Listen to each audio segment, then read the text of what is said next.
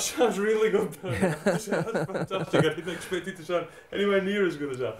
I suppose the next step is to actually take the bike out and you have a ride on it. That'd be nice. After 20 years. Yeah, 20 years, yeah. Brilliant.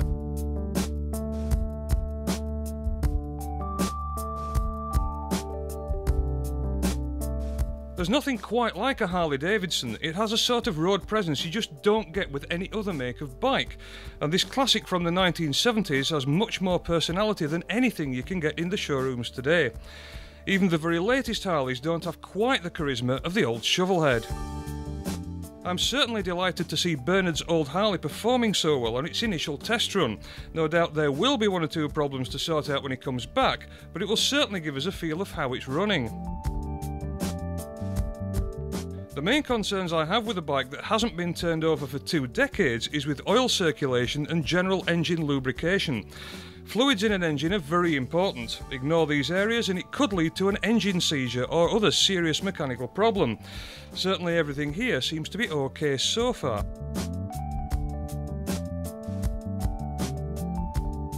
The other areas of concern will be the state of the brakes and tyres, which will need careful attention after 20 years without use. Back here in the workshop, let's see how Bernard's got on with his test ride. So Bernard, what was she like? Well, it was enjoyable, but one or two things came to light, things that need a bit of fine-tuning, a bit of adjustment. Yeah. How did she handle after all that time? Didn't like the corners. I think the rubbers was 20 years old. I think that needs changing. Yeah. That's quite an important job. Yeah, very sensible. And I believe you've actually got some new tyres. I've done that, yeah. Well, the wheels are going to be rebuilt as well, so the whole wheels are going to be new. Right, smash it. I noticed the rear brake's working. It's working, yeah. And you can actually see the lines on the disc there where the pads are starting to pick up on that. That will probably mean that you need to put new pads in at some point. Course, I mean, obviously the brake pads are 20 years old as well. That's right. So I wouldn't want to run those indefinitely. So there's one or two things that might benefit from adjustment. Yeah. I think you mentioned that the clutch wasn't working quite as it... I think that needs some adjustment, yeah. We can have a quick look at that. The various things I'd like to have a quick check over on the engine to make sure everything's okay. One thing that we shouldn't need to bother with on this is valve clearances, because of course these engines have hydraulic valve lifters. Am I right? Originally they do, right, but this one doesn't. But this one doesn't? No, I've put solid lifters in here. Right. So which is, well, that's a performance modification, I believe, is it? Reliability, that's the reason I put it in there. Right. Yeah. So that's something that we will now need to look at. We could look at that, yeah. It sounded a little bit rattly. Did it? Right. So I'd like to look at that. Now this is rather new to me, so Bernard's going to show me how to adjust the solid lifters on this Harley engine. So the first thing we've got to do then, Bernard, is... Take the air filter cover off so we can see what we're doing. And that's just going to give us a bit more space to work, isn't it? Yeah. But what we've already had to do is set the engine to the right place. Shall I just take that off you? Thank you. Great. Lovely. And that's your air filter. That's the air filter. That actually doesn't look too bad, actually. That's new, that's why. I'll just pop that down there. Right, and this is the air filter back plate that connects to the camera. That's right, just 2 screws and it's off. I see. This obviously gives you a lot more room to work. Yeah. Right, but what we've had to do in order to check the valve clearances, which is where we come into it, is set the engine in a certain position. You need the front cylinder, the piston in the front cylinder at top dead centre. Right, shall I take that off you? Thank you. That's great, 2 screws to go with it. Oh, now we can actually see a lot more of the engine now, of course. And this is obviously the carburettor here. That's right. Yeah. What kind of a carb is that? It looks a bit Keihin, it's a Keihin. It is, that's a Japanese carburettor then? The original, yeah. Right, but you can get performance carbs. You can indeed, yeah, I've never tried it. This seems to do the job. Yeah, so what you do is put the engine on top dead centre at the front cylinder and set these 2. Yeah. And then you put it on top dead centre at the rear cylinder and set the other 2. That's right, yeah. I see. Yeah. Right, so to pop this push rod back on then, this tube. That needs to seat. There's a cork gasket down the bottom. Right. And there's a cork gasket up the top. Make sure those 2 seat well. I see. Because if that isn't in properly, the thing will leak oil. You're just going to leak oil, that's right. And then the fixing clip. And that's set on that cylinder. And that's it, simple as that. Yeah, simple as that. Excellent. Right, I think they must be ready for another cup of coffee then, Bernard. Okay. Okay, I'll go and put the kettle on. And after all that, it's coffee time again.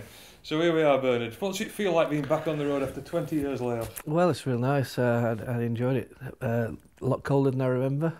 Yeah, we haven't picked the best day for it, really. No, it's a poor day, but still enjoyable. Yeah, I have to say, out there, you really look like you just come straight from California. But perhaps a bit colder and wetter than you'd find out. Yeah, I'd say that. Yeah. But you've done quite a lot of mileage on this bike in the past, yeah, I've done some good journeys. We emigrated to Germany in, I think it was 81, 82. Really? We lived there for a year. Yeah. And rode the bike over there whilst I stayed. Right, well, you actually got on the bike to emigrate? We did, yes. It was fully loaded. It was an enormous pack on the back, all our belongings.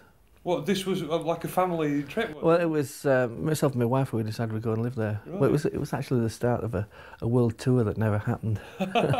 We stayed in Germany for 12 months. And that. Yeah, I did notice when you were out there that everywhere you go on a Harley-Davidson, people stop and point. You get that more with a Harley than you do with anything else. Certainly you did in 78, yeah.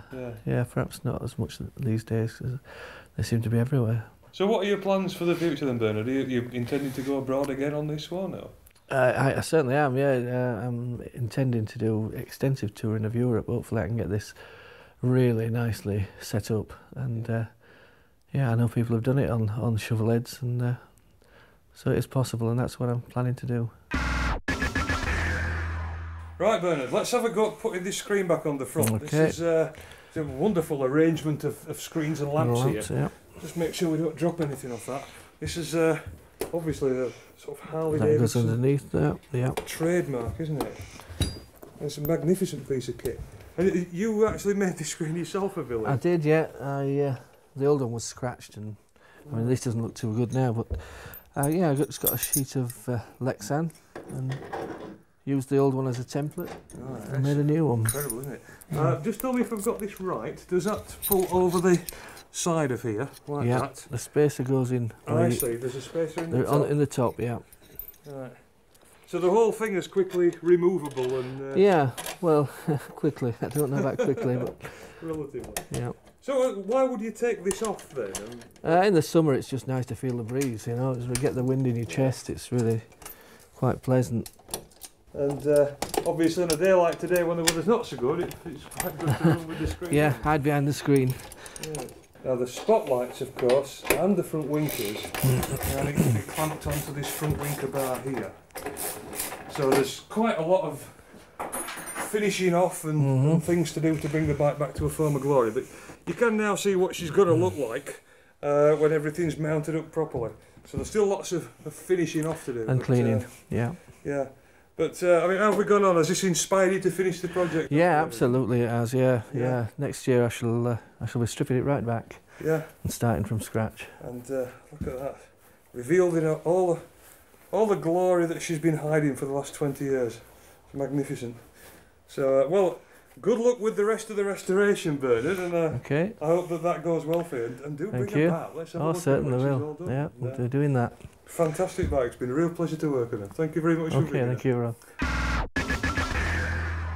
And that's another satisfied customer for Dr. Rod. Do come back next week to find out what we're going to do with this. And in the meantime, keep the rubber side down.